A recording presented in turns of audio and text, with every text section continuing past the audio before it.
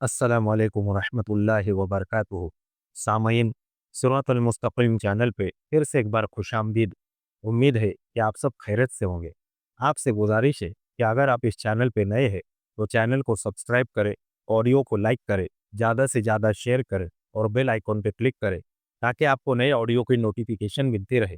अल्लाह आपको बेहतरीन बदला दे। शमशीर बेनियाम हज़रत खालिद बिन वलीद रज़ी अल्लाह अन्हु की दास्तान शुजाअत इनायतुल्लाह अल्तमश। बिस्मिल्लाहिर्रहमानिर्रहीम।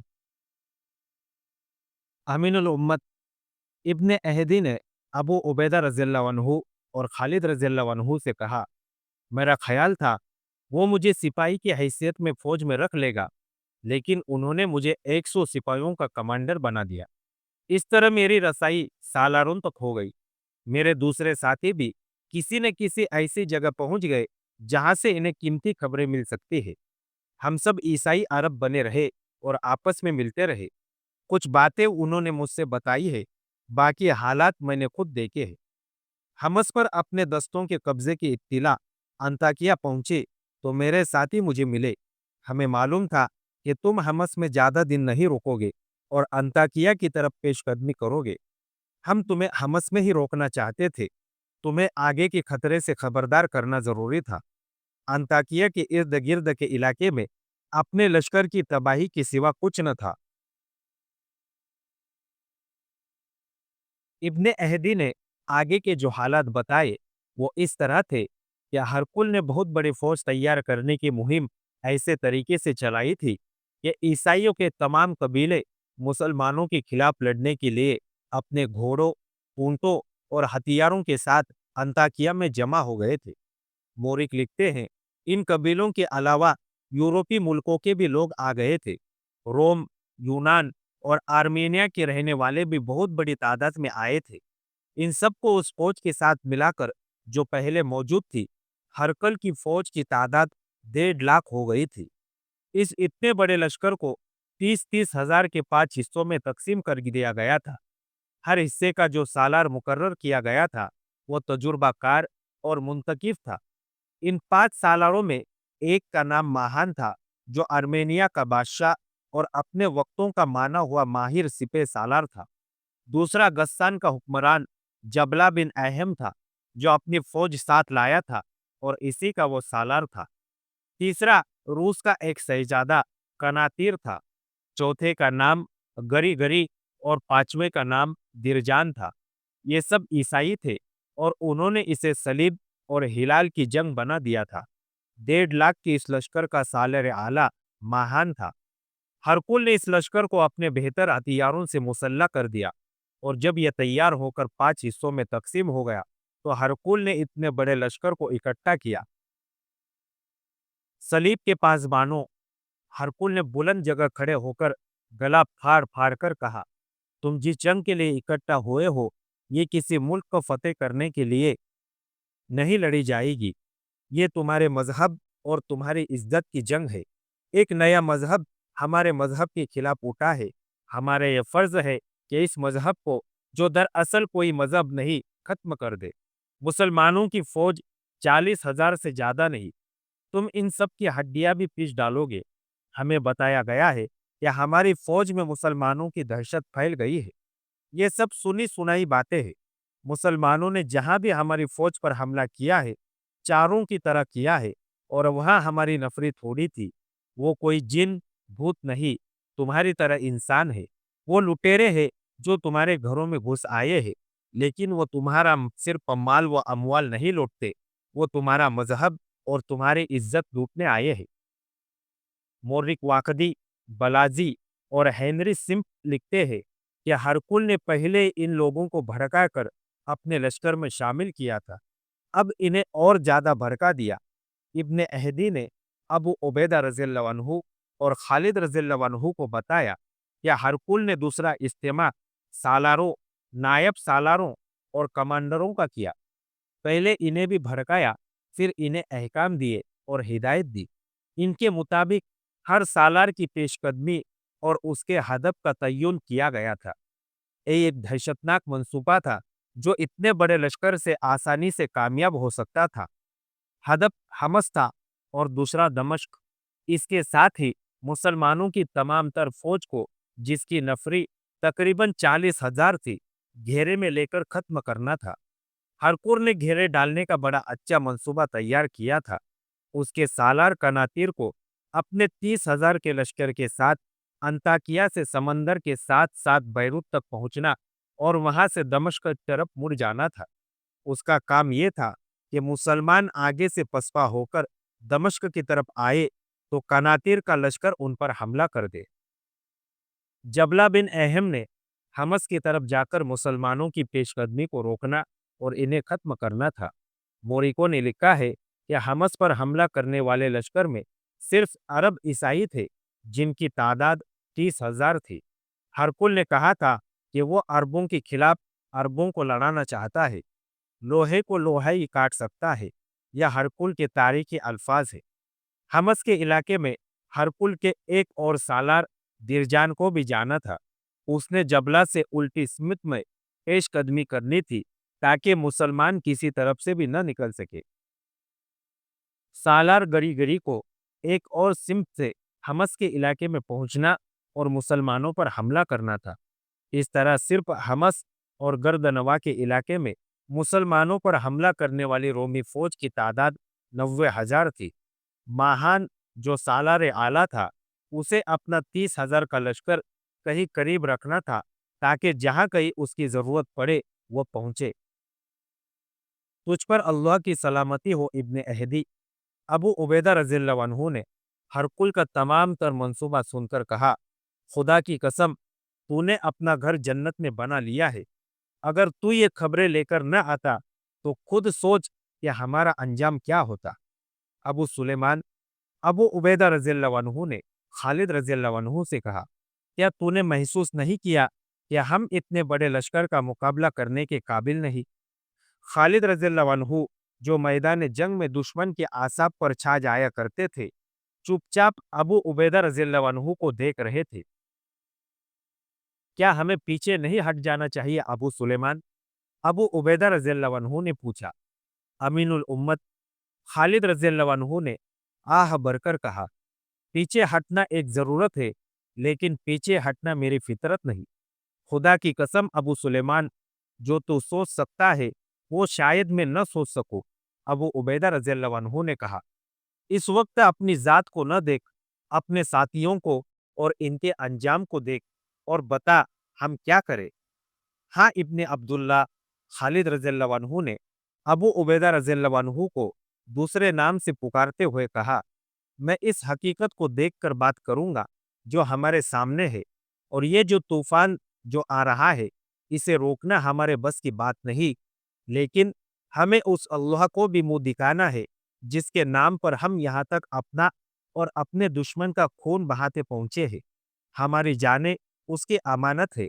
پہلا کام یہ کر کہ اپنے تمام سالاروں کو جہاں جہاں وہ ہے دستوں سمیت ایک جگہ اکٹھا کر لے، اور ان جگہوں کا کیا بنے گا جو ہمارے قبضے میں ہے؟ ابو عبیدہ رضی اللہ عنہ نے پوچھا۔ امین الامت خالد رضی اللہ عنہ نے کہا، تو یقیناً دشمن کے ارادے کو سمجھتا ہے۔ وہ فیصلہ کن جنگ لڑنے آ رہا ہے اور ہر طرف سے آ رہا ہے، آگے سے، پیچھے سے، دائیں اور بائیں سے، اور تو نے ابن اہدی سے سن لیا ہے کہ ہرکل نے ہماری پسپائی کے راستہ روکنے کا بھی انتظام کر دیا ہے۔ ابن عبداللہ قیصر روم ہمارے دستوں کو وہی گھیرے میں لینا چاہتا ہے جہاں وہ لے لے۔ یہ تو اللہ کا احسان عظیم ہے کہ ہمیں دشمن کے منصوبے کا پہلے ہی علم ہو گیا ہے۔ کیا اس سے یہ ظاہر نہیں ہوتا کہ اللہ تبارک و تعالیٰ کو ہماری شکست منظور نہیں؟ ابو عبیدہ رضی اللہ عنہ نے کہا، اللہ ہمارے ساتھ ہے امین الامت۔ خالد رضی اللہ عنہ نے کہا، لیکن اللہ ان کی مدد نہیں کیا کرتا جو اپنے آپ کو دشمن اور حالات کے رحم و کرم پر پھینک دیتے ہیں۔ ہرکل ہمیں بکھرا ہوا رکھنا چاہتا ہے۔ تمام سالاروں کو وہ تمام جگہیں چھوڑنی پڑے گی جو ہمارے قبضے میں ہے۔ اگر اللہ نے ہمیں فتح عطا کی تو یہ سب جگہ ہماری ہوں گی۔ ہمیں کہاں اکٹھا ہونا چاہیے؟ ابو عبیدہ رضی اللہ عنہ نے پوچھا۔ جہاں صحرا ہمارے عقب میں ہو، خالد رضی اللہ عنہ نے جواب دیا۔ جتنے آسانی اور تیزی سے ہم صحرا میں حرکت کر سکتے ہیں، इतनी तेजी से इन इलाकों में नहीं कर सकते जहां हम इस वक्त मौजूद हैं। सहरा में हमारा दुश्मन नहीं लड़ सकता। हम सहरा को अपने करीब रखेंगे तो हमें पीछे हटने में सहूलत होगी, और जब दुश्मन हमारे पीछे आएगा तो वो अपने इलाके की सहूलतों से महरूम हो जाएगा। तेरे सामने ऐसी कौन सी जगह है? जाबिया, खालिद रज़ियल्लाहु अन्हु ने जवाब दिया। वहां से 3 रास्ते निकलते हैं और करीब से ही शहरा शुरू हो जाता है। दरियाए यरमुक भी बिल्कुल करीब है। मुसलमानों के बिखरे हुए दस्तों के सालार आला अबू उबैदा रज़ियल्लाहु अन्हु थे, लेकिन वो खालिद रज़ियल्लाहु अन्हु को अपनी निस्बत ज़्यादा काबिल, तजुर्बेकार और जारा सालार समझते थे।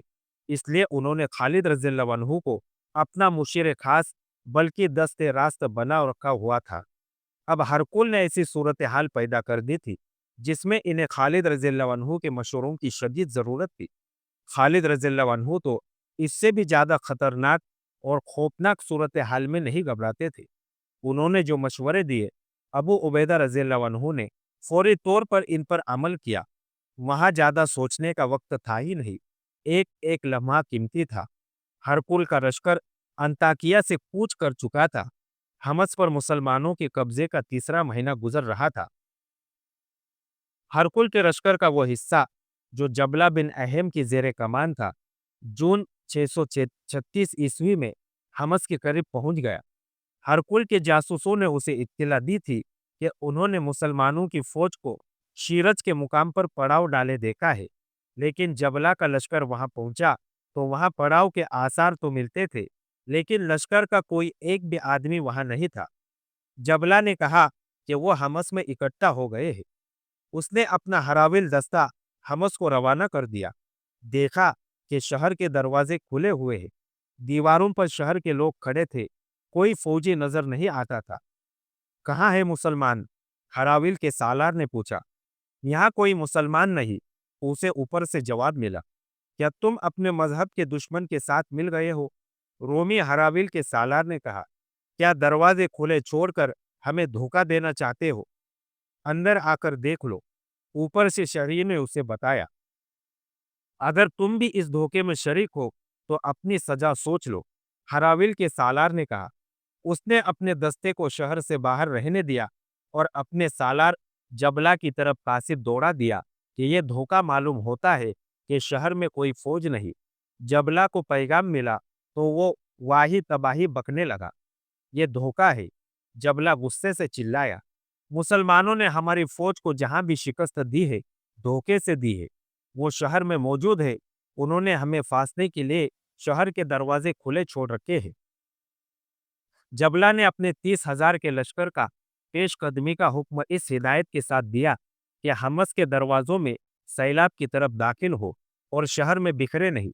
मुसलमान लोगों के घरों में छुपे हुए होंगे। उसे खतरा नजर आ रहा था कि उसका लश्कर शहर में बिखर गया तो मुसलमान उसके सिपाहियों को चुन चुन कर मारेंगे।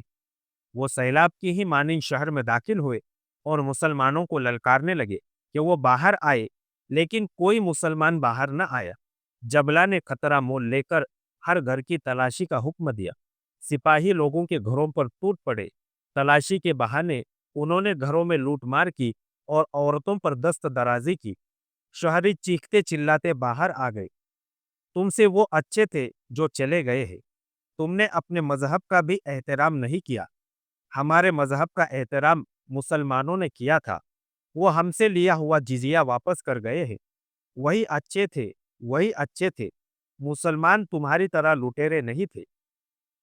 जबला बिन अहम शहर के मर्दों और औरतों की चीख व पुकार और आह व बका सुनता रहा। उसे यकीन हो गया था कि मुसलमान चले गए हैं। उसने जब अपने हम मजहब लोगों की जुबान से ये अल्फाज सुने कि मुसलमान अच्छे थे और वो तुम्हारी तरह लुटेरे नहीं थे, और ये कि उन्होंने जिजिया वापस कर दिया था, तो उसने अपने लश्कर को इकट्ठा किया। शिकस्त तुम्हारे मुकद्दर में लिख दी गई है। जबला ने अपने लश्कर से कहा, आज पहली बार मुझे पता चला है कि मुसलमानों की फतह का बास क्या है और क्यों हर कस्बे और हर शहर के लोग उनका इस्तकबाल करते हैं। यह अहले सलीब का शहर है। मुसलमानों ने इनकी इज्जत और आबरू पर हाथ नहीं डाला। तुम भी अहले सलीब हो मगर तुमने इसकी आबरू पामाल कर दी है और इनके घरों से कीमती सामान उठा लाए हो। तुम लड़ने नहीं आए, लूट मार करने आए हो और कहते फिरते हो कि मुसलमानों में कोई गैबी ताकत है। तुमने लड़े बगैर शहर ले लिया है। अगर तुम्हारा ईमान होता तो तुमने लूट मार न की होती। काश तुम किसी औरत की तरफ न देखते।